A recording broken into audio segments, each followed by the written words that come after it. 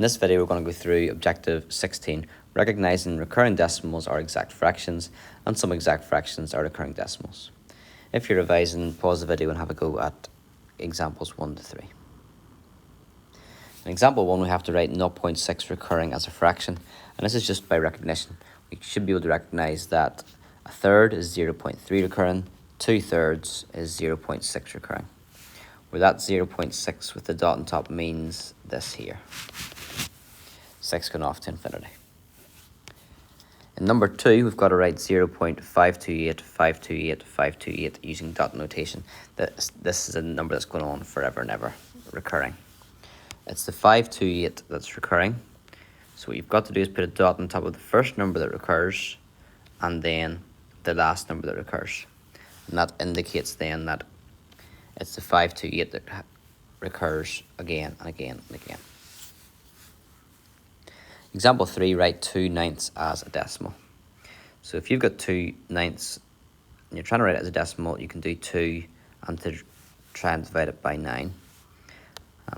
9 doesn't go into 2, so you've got to carry that 2 over.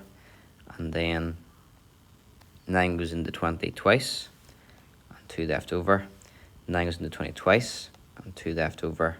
And you would see, if you just keep on getting that repetition, 9 goes into 20 twice, with 2 left over. So you end up with 0.22222 recurring, or you should write it down as 0.2 with your dot on top of the 2 to indicate the 2 recurring.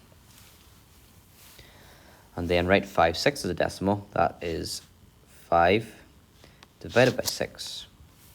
6 doesn't go into 5, so you carry over the 5. And then 6, lost my train of thought there, sorry. 6 8s are 48, and 2 left over. 6 3s are 18, and 2 left over. And 6 3s are 18, 2 left over.